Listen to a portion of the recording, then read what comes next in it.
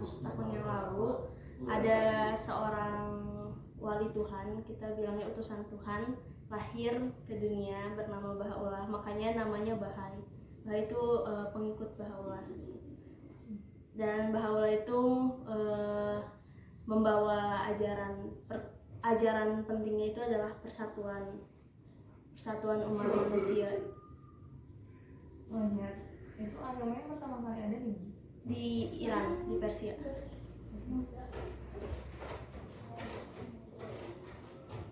Untuk ibadahnya mungkin Kalau misalnya ada kesamaan kayak Islam. Kalau ibadahnya itu ada berdoanya ada bukunya bahasa Indonesia, udah ditranslate.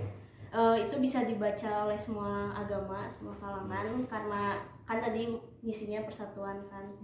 Kalau misalnya ada juga yang bersifat pribadi itu sembahyang, ada 3 sembahyang pendek, menengah, sama panjang.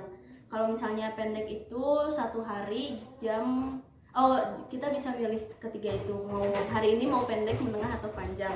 Nah kalau misalnya pendek itu di jam 12 sampai jam 2. Kalau menengah itu 3 kali sehari, jadi pas sebelum matahari terbit, tengah hari, dan petang pas matahari terbenam. Selanjutnya ada sembahyang panjang, itu bebas waktunya, pilih aja gitu satu, dan itu kita bisa pilih sehari dan boleh berbeda-beda. Kalau untuk perbedaannya antara panjang pendek sama selain di waktunya, itu perbedaannya ada di teksnya. Jadi sesuai dengan namanya gitu, sembahyang pendek cuma 1 paragraf, sembahyang menengah itu agak panjang, dan sembahyang panjang itu lumayan panjang, bisa makan waktu setengah jam sendiri. Berdoanya itu berarti? Iya, berdoanya. Terus ada gerakannya juga, sama kayak ada ruku, kunut, berdiri, duduk, sujud, dan lain-lain. Tapi kalau sembahyang pendek itu full berdiri, soalnya cuma 1 paragraf kan. Jadi diawali biasa takbirat. Diawalinya melihat kanan kiri, terus mengatakan di dalam hati itu nama terbesar Baha'u'llah. Kalau untuk tradisi agama yang khas dari Bahai itu apa? Tradisinya karena Bahai ini kan baru ya agamanya, jadi pasti budaya-budaya orang juga sudah berkembang sebelum agama Bahai, jadi mengikuti sih. Jadi agama Bahai mengikuti tradisi orang, misalnya kayak rumah ibadah itu paling dari lembaganya bilang harus ada 9 pintu di rumah ibadah itu. Tapi arsitekturnya boleh mengikuti kultur di sekitarnya gitu.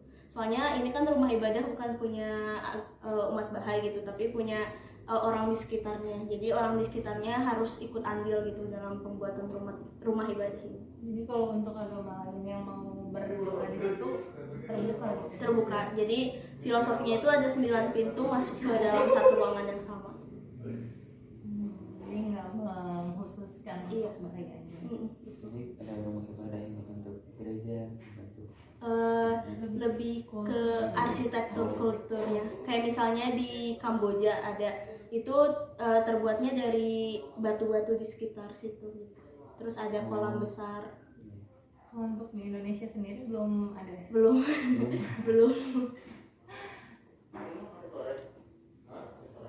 Mungkin kalau misalnya kan kayak di Kristen itu ada yang khasnya itu mungkin baptis gitu yang nggak ada di agama lain. Kalau misalnya di Bahai sendiri apa? mau masuk yang agamanya itu. ciri khas Apa ya? Cuman ada sembahyang aja, sembahyang sama berdoa, gitu aja sih paling. Jadi nggak ada, misalnya ada orang mau masuk agama Bahai nggak ada ritual. Nggak ada, cuma tanda tangan surat administrasi biar terdaftar gitu. Masyarakat Bahai gitu. Kalau misalnya perkawinan juga sama. Kalau perkawinan tuh cuman baca doa sama tanda tangan surat nikah yang dirilis sendiri dari lembaga. Terus sisanya kalau misalnya mau melanjutkan dengan tradisi, misalnya tradisi Sunda, Jawa, dan lain-lain juga silahkan. Yang penting ada tanda tangan secara administrasi. Tapi kalau misalnya di Bahai itu di nikahnya beda kepercayaan, boleh asal harus di tempat yang universal gitu. Jadi tidak boleh mengikuti di satu rumah ibadah Misalnya menikah dengan umat Kristiani gitu, tidak boleh di gereja atau di rumah ibadah Bahai juga. Jadi harus misalnya di lapangan luas gitu, atau di gedung, iya gitu. Kalau untuk hari-hari kebesaran Ada kalau hari besar, jadi kan di Bahai itu ada 19 bulan. Satu bulannya 19 hari. Nah, di itu tuh ada hari-hari sisipan namanya. Jadi hari-hari nyisa gitu. Itu namanya Ayamiha. Itu pas akhir tahun Bahai. Nah, itu 5 hari sisipan namanya Ayamiha, dan satu itu tuh untuk memasuki bulan puasa. Ada bulan puasanya juga. 19 hari juga. Iya, 19 hari. Puasanya juga dari matahari terbit sampai matahari terbenam. Sama nggak boleh makan dan nggak boleh minum, dan menahan nafsu lah intinya. Terus habis hari puasa itu lebaran, istilahnya namanya Nauruz. Jadi sebelum puasa, jadi puasa tuh membersihkan diri untuk ke tahun baru. Nah, biasanya di hari-hari sisipan itu kita ngadain makan bareng gitu. Bisa ngundang ya sahabat. Kalau misalnya bukan orang Bahai, namanya kita panggilnya sahabat gitu. Jadi di hari-hari sisipan itu boleh makan, ngundang sahabat dan lain-lain. Jadi sebetulnya bukan umat ya, sahabat. Ya, sahabat kalau karena kesatuan. Terus kalau untuk gimana ya Pak ya? Itu untuk puasanya bulan apa? Kan ada 19 bulan ya? Biasanya tuh kan perhitungannya tuh bulan sama matahari, kayak kalender Chinese. Jadi nggak maju nggak mundur gitu, tetap di bulan Maret biasanya. Bulan Maret. Berarti udah ya? Iya, di bulan Maret. Tapi kamu sih ya udah ya. Iya, udah kemarin. Tapi ada juga sih kayak kelahiran Sang Bahaula. Jadi Sang Bab itu kayak namanya kan pintu gerbang. Jadi membuka jalan untuk umat Bahaula. Jadi kita juga harus percaya dengan Sang Bab, Sang Bahaula, kelahiran, wafat. Ada juga mereka itu kalau misalnya di kalender berdekatan gitu ulang tahunnya Sang Bab dan Bahaula. Jadi kita nanti Oktober ada perayaan ulang tahun kembar, perayaan kembar. Sang Bab sama Bahaula tuh beda. Kalau jadi Sang Bab dulu membawa ajaran Babiah, baru Bahaula yang meneruskan. Ini kayak apa namanya? Bisa dibilang nabi bukan kalau dalam Iya, utusan Tuhan. Iya, kayak Yesus perantara gitu ya. perantara. Kayak Yesus, sebelum datang Yesus kan ada Yohanes Pembaptis yang membantu membawa ajaran Yesus gitu, memperkenalkan. Baru ada Yesus kayak gitu kira-kira. Kalau untuk kendala gitu ada nggak yang harus rasain? Kendala pasti KTP KTP belum, tapi Kalau di KTP apa emang? Islam soalnya ngikut dulu. Tapi kalau diperbaharui jadi kepercayaan kepada Tuhan Yang Maha Esa. Cuman ini agak rancu sih, soalnya kan bukan kepercayaan ya, agama. Jadi orang-orang jadi nganggapnya kepercayaan. Tapi selain itu sih paling di kampus masalah nilai dan matkul agama. Jadi kalau misalnya di kampus itu kan nggak pilihannya hanya 6 dan terakhir tuh lain-lain. Jadi pilih lain-lain tapi nggak ada administrasinya nggak ngurus hal itu gitu. Jadi agak sulit untuk mengatur. Berarti yang paling berat di kampus ya? Iya, itu sih. Tapi kalau respon dari teman-temannya mah enggak kan? Enggak sih, kalau misalnya teman kampus lebih terbuka. Tapi kalau di lingkungan masyarakat sendiri gimana? Kalau misalnya di lingkungan masyarakat sendiri nggak semudah di kampus, tapi emang harus pelan-pelan lah. Jadi nggak bisa langsung membuka saya Bahai gitu, tapi pelan-pelan diajak ke rumah ngobrol dan lain-lain. Kalau di Bandung sendiri mayoritasnya ada banyak? 30 orang Kita masih bisa kehitung. Kalau di Indonesia ada banyak mungkin? Iya, paling banyak tuh di Jakarta, Surabaya, sama Mentawai. Mentawai. di dekat Sumatera. Oh, Sumatera. Oh, teteh aslinya Asli Bandung. asli Bandung. Untuk pahaman sendiri acara bahaya itu turunan Iya, udah generasi ketiga. generasi berarti uyut ya Uyut. pertama. Itu yang pertama mengelola bahaya itu emang nyari sendiri. Iya, nyari sendiri. Uyut sebenarnya uyut saya tuh kayak penyebar agama Islam. Tapi dia jadi apa ya, jadi mencari kebenaran secara mandiri dan menemukannya, karena di Bahaya sendiri juga ada salah satu apa ya, kayak anjuran gitu dengan mencari kebenaran secara mandiri. Jadi tidak ada unsur paksaan dari orang tua pun gitu, harus mengikuti ajaran orang tua kayak menjadi Bahaya juga nggak ada. Asal udah menemukan kebenaran atau sedang mencari juga nggak apa-apa. Jadi seandainya misalnya dari keluarga ada satu yang dia menemukan agama lain, itu menurut Pak benar nggak apa-apa? Iya, karena harus mengikuti gitu, dipaksa untuk mengikuti. enggak sih, karena dia udah mencari udah mendapatkan kebenarannya bagi dia, ya udah. Karena di Bahaya kan kayak persatuan kan, jadi semua agama sama, jadi ya udah sama kebenaran. Nah kan rata-rata agama yang ada tuh eksklusif ya sifatnya. Ketika ada orang yang dia merasa agama lain itu benar terus mau ngikutin ke sana, rata-rata dari keluarga banyak dapat tekanan Iya, gitu. betul. Kalau di Bahaya sendiri berarti gimana? Enggak sih, kita juga lagi membantu untuk mendobrak itu, karena kan paksaan ya, jadi kasihan gitu orangnya yang mau mencari secara sendiri. Terus kalau pandangan agama Bahaya sendiri ke agama-agama lain itu gimana? Kalau pandangannya, Bahaya sendiri kan menganggap bahwa agama itu sama dari Tuhan yang sama, Tuhan yang Maha Esa gitu, atau siapapun sebutannya gitu. Jadi ya sama gitu. Jadi tidak ada sekat-sekat gitu, hanya beda jalan untuk mencapai Tuhan itu. Beda cara penyembahannya aja kali sama Iya. penyebutan Tuhan ya. Selebihnya sama aja. Selebihnya sama. Lebih moderat ya. Iya sih, lumayan. Mungkin mau cerita gitu kan? Enggak, kemarin tuh baru kita memperingati wafat sang bap. Kalau bulan gimana? Kemarin hari Minggu kemarin. Ya, waktu Idul Adha. Jadi di kalendernya Masehi itu tetap ya? Tetap Sama gitu, Sama. contohnya tanggal 23 Maret ya tanggal 23 Maret gitu. Iya, kadang Atau tuh berubah hari. berubah sih kadang. Cuman jadi kalendernya tuh dirilis tahun baru gitu pas Nauruz. Ada kalender baru, jadi kita antara, kan kalau misalnya di Bali itu satu hari itu dari petang sampai sore ya. Dari pagi sampai petang. Iya.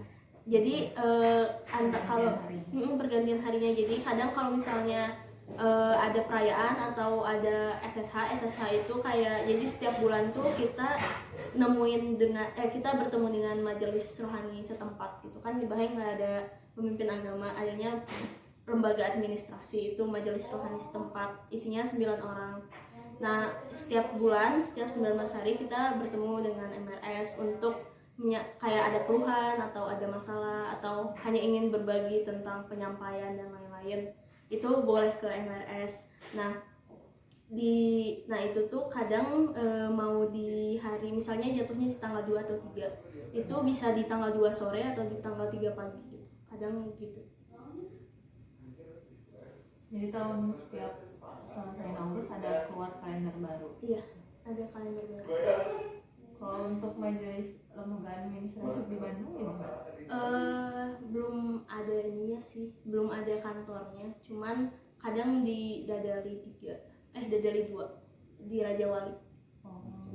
Itu kan asrama gitu. Berarti karena sering kesana dong? Sering kalau ada pertemuan, tapi kadang pertemuannya digilir itu di rumah orang, misalnya di keluarga mana gitu. Untuk bahas sendiri ada nggak kayak di Islam kan ada ritual haji untuk ke Arab. Kalau di bahas sendiri ada? Ada kan tanah sucinya di Haifa di Israel. Bukan di Iran. Bukan di Iran tuh. Jadi itu Bahawallah tuh diasingkan dari Persia ke Turki, terakhirnya di Haifa di Israel. Jadi di situ dibangun ada makamnya, makam Bahawallah dan Sambal di situ. Jadi kalau misalnya kita ke tanah sucinya di Haifa, kita sembahyang juga kiblatnya ke situ. Ke Haifa. Untuk tetes sendiri pernah Pernah kelas 5 SD. diajak sama orang tua. Iya. Biasanya untuk ritualnya ada untuk nyampe di Haifa itu. Enggak sih sebenarnya, hanya jadi di Haifa itu kita baca doa di depan makam, terus sujud kan dekat dengan kiblat kan, jadi sujud terus baca doa, udah sih, nggak ada ritual-ritual kalau nggak salah. Iya sih itu aja. Kalau untuk kitab sucinya sendiri Kitab sucinya ada namanya kitab hukum Aka, kitab Aka. Terus ada kitab bukan kitab sih, lebih ke buku sejarah.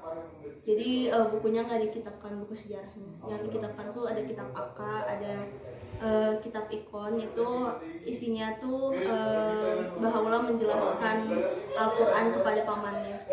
Jadi ada di kitab ikon. Terus kitab apa membahas tentang hukum.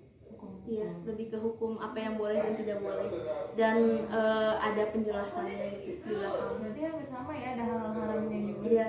Iya betul. Tapi banyak nggak aturannya?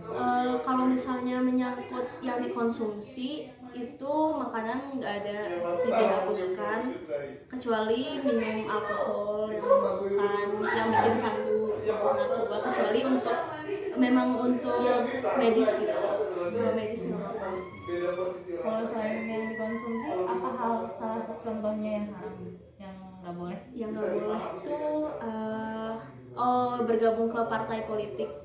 Oh, boleh. Iya nggak boleh, soalnya kita kan kalau misalnya kita bergabung berarti kita mendukung salah satu partai kan, jadinya bisa menyebabkan perpecahan gitu, jadi disarankan untuk tidak.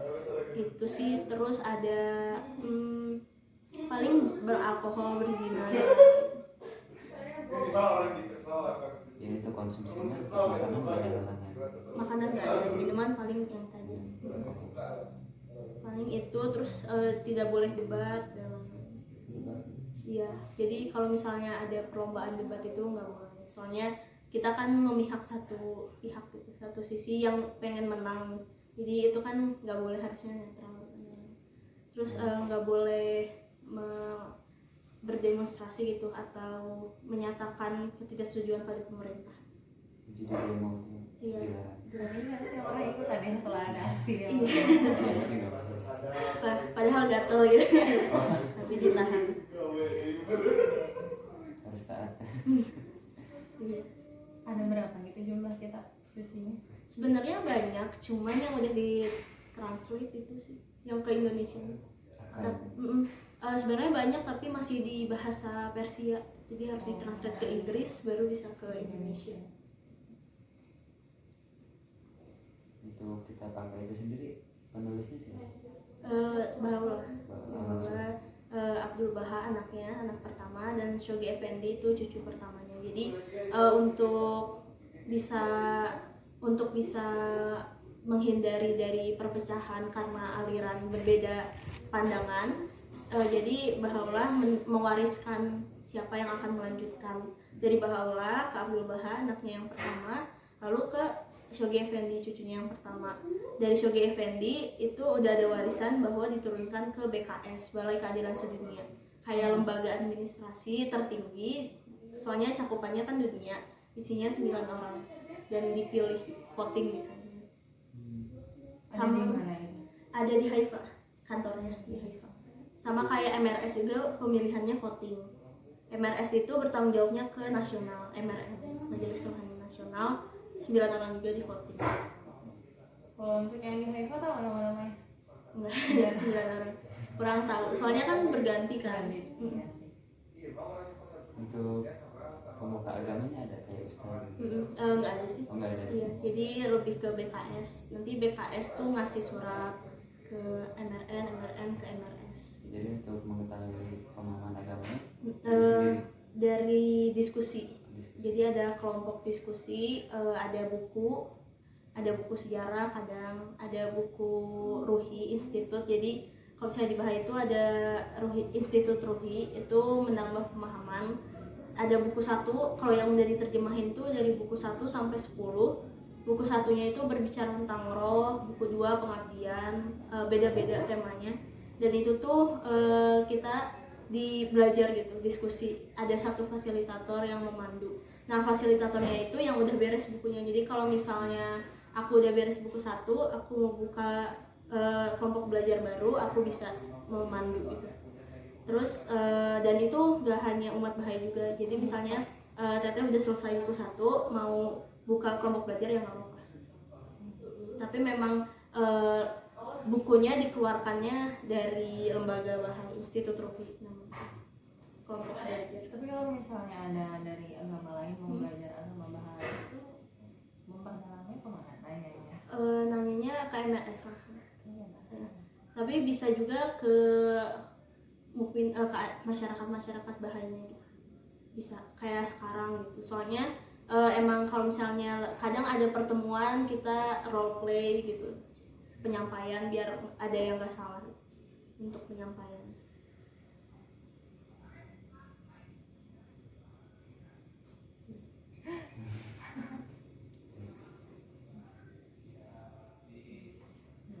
Ada lagi? Penasaran apa lagi? Tanyain Apa ya? langsung sama.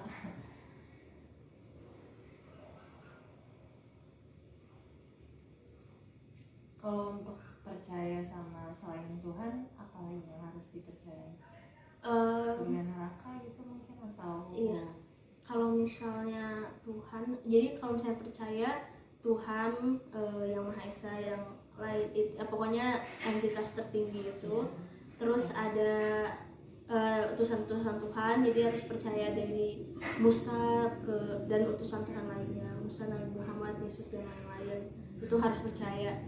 Kalau misalnya nggak percaya kan sama aja kayak tidak percaya. netral ya berarti? Iya, Buddha dan lain-lain. Terus ada percaya surga neraka itu lebih ke ini sih, itu pengertian harfiah aja kan, dibahas juga di salah satu kitab ikon. Jadi kalau misalnya surga itu dimana keadaan kita dekat dengan Tuhan, neraka itu dimana kita jauh dari Tuhan gitu. Lebih ke itu sih. Dan kalau misalnya dosa dan lain-lain lebih ke melanggar hukum Tuhan gitu. Dan itu seorang orang tua boleh menasehati tapi nggak boleh bilang kamu dosa dan lain-lain. Jadi kita mempercaya ada kehidupan setelah kematian. Percaya ada roh gitu. Jadi kalau misalnya kehidupan setelah kematian itu kan manusia ada jasmani dan rohani. Iya. Nah, jasmaninya yang mati, rohaninya pindah ke alam Tuhan yang lain. Kalau untuk hukuman gitu setelah kematian ada juga? Jadi kalau misalnya di Bahaya itu dianalogikannya kayak ibu yang mengandung. Kalau misalnya, jadi roh kita tuh anaknya gitu yang dikandung sama ibunya, dan jasmani dan kehidupan kita sekarang di dunia itu ibunya. Jadi kita harus makan makanan bergizi, itu kayak berbuat baik, berdoa dan lain-lain supaya roh kita kalau dilahirkan itu sempurna gitu, kayak kita sekarang kayak gitu. Jadi untuk bisa ke alam selanjutnya supaya roh kita bisa sempurna, kita harus melakukan hal-hal yang baik di sini. Seandainya nggak melakukan hal-hal yang baik, Iya. apa yang terjadi? Berarti kalau misalnya kita bilangnya rohnya sakit sih, jadi butuh kesembuhan, doa dan lain-lain. Jadi nggak ada istilah masuk neraka surga. Enggak sih. Oh, nggak ada. Ini kalau misalnya yang apa sakit itu mungkin yang masih hidupnya mendoakan, ada kayak gitu? Ada bisa. Peringatan kematian. Jadi kalau misalnya di mimpi ketemu orang yang meninggal, harus didoakan. Tapi ini sepertinya tradisi keluarga aja sih, keluarga aku gitu. Kalau misalnya itu berarti rohnya minta pertolongan dan lain-lain. Untuk peringatan kematiannya sendiri gimana? Ketika ada seorang Bahai meninggal, itu gimana? Biasanya Jadi sebelum meninggal itu harus menulis wasiat. Jadi entah umur berapa, menulis wasiat mau dimakamkan secara Bahai atau secara apa gitu. Kalau misalnya secara Bahai dianjurkan untuk dikubur, soalnya membantu proses pertumbuhan yang lain juga, kayak pohon, tanah jadi subur dan lain-lain kayak gitu. Terus harus dikubur melihat ngadepnya ke ini, ke Haifa. Iya. Kalau untuk pemakaman Bahai sendiri ada? Enggak sih, paling di dalam peti dikubur, terus baca doa orang yang meninggal dunia, udah. Bebas berarti di mana aja? Iya, bebas. Di sekitar rumah juga berarti nggak apa-apa. Iya, Di asal TPU bisa, asal diterima. gitu. Tapi emang sejauh ini ada yang nggak diterima? Itu kurang tahu sih, soalnya yang aku tahu ya biasanya tuh di di TPU, tapi di sekitar itu tuh orang-orang Bahai juga yang meninggal gitu di Banjaran. Tapi kalau misalnya di selain itu kayaknya bisa asal menghadap ke Haifa. Kalau untuk ciri khasnya kuburannya itu kayak gimana? Ada tanda apa? Sama sih, paling nisan aja. Nisan. Untuk prosesi sebelum dikuburin itu biasanya di mana itu Pak? Kan kalau biasa nggak ada di kafan, dimandikan. Kalau di Bali gimana? Dimandikan pakai baju yang layak. Kayak berarti harus Iya, dimandikan, pokoknya bersih aja, pakai baju yang layak, ditutup peti. Kalau misalnya ada yang mau dikremasi gitu apa? Nggak apa-apa sih, tergantung surat wasiatnya, cuman dianjurkan Kalau belum sempat menulis mendadak secara Bahai. secara Bahai. Secara Bahai.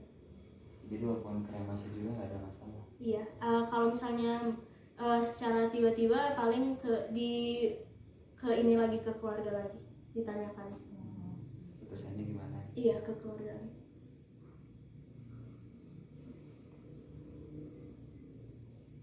Memang kalau misalnya dari ajaran setahu aku ya, aku baca teh, semua agama tuh hampir bersifat eksklusif ya sama agamanya. Kalau misalnya Bahai enggak sama sekali. Kita berusaha untuk tidak. Tapi ada ajaran dari agama Bahai sendiri untuk menganggap kalau misalnya ya kebenaran itu emang ada di semua agama, cuman agama kita yang paling benar gitu. Ada ajaran kayak gitu? Enggak. Lebih menekankan pada, jadi di Bahai itu nggak bilang agama Bahai, agama Islam dan Kristen, tapi bilangnya agama Tuhan gitu. Di setiap kitab dan buku-bukunya bilangnya agama Tuhan gitu.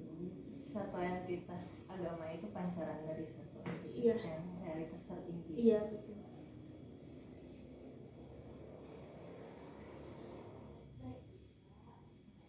Sejauh ini banyak nggak sih yang mau belajar agama Bahai?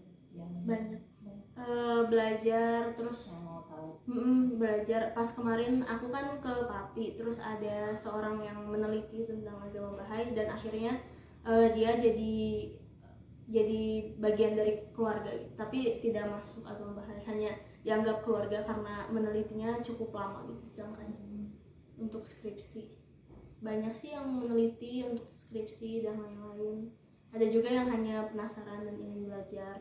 Ya nggak apa-apa sih, terbuka aja. Walaupun dia secara administrasi tidak mau masuk, ya nggak apa-apa, dipersilahkan. Oh iya, kayaknya untuk skripsi penelitian saya kayaknya banyak yang belum tahu gitu untuk agama Bahai sendiri, belum terlalu dikenal mas. Iya. Kalau masuk ke Indonesia sendiri dari tahun berapa? Dari 1950 atau sebelum merdeka gitu. Iya, kalau misalnya yang aku tahu itu kan ada oma angkat aku. Dia itu suaminya seorang dokter. Jadi diutus ke Indonesia untuk ikut membantu mengobati, dari Iran beliau. Ikut kan dokter kan, jadi diikut mengobati dan lain-lain di Mentawai. Nah di Mentawai akhirnya sebenarnya dokternya lagi honeymoon sih sama mama saya gitu bilangnya, tapi sekalian ngebantu dan gak pulang-pulang gitu sampai sekarang. Jadi stay di Indonesia, di situ sekalian penyebaran agama. Berarti asalnya dari Iran. Oma angkat, jadi ibu aku diangkat anak sama oma. Waktu nenek. Iya, itu di kemarin kita habis perayaan di rumahnya di Braga, di Masih ada Kejaksaan. Masih salah satu pelopor, cuman kebanyakan tuh masuknya lewat dokter yang diutus ke Indonesia gitu.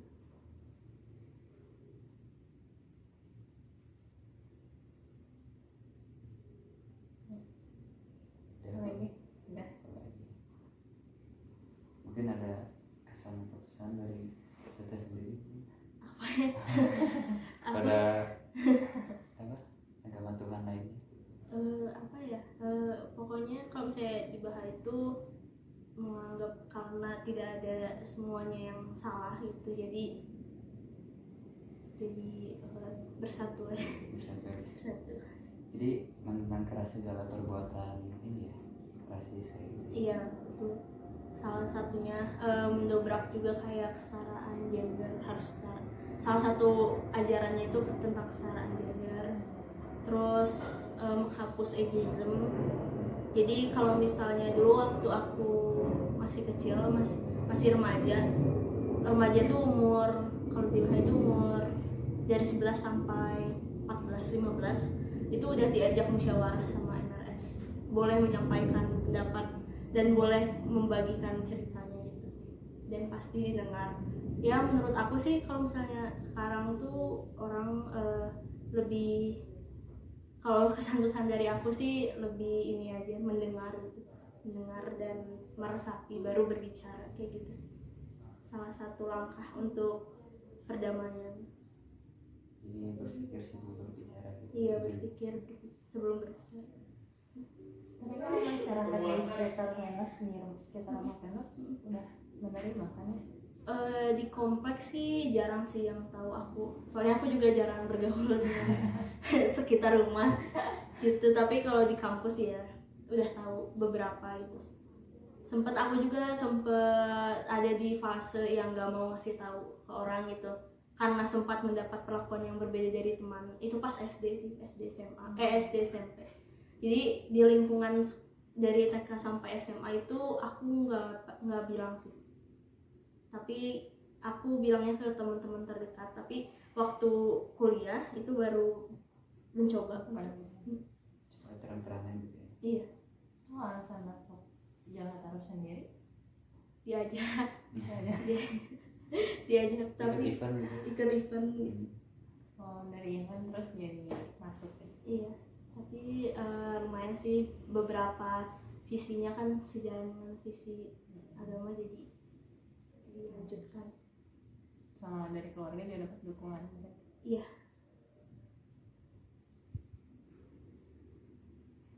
Udah Udah, mau cerita? Udah sih paling. sudah cukup. Udah ya udah. Makasih ya Venus Terima waktunya. kasih. Jauh-jauh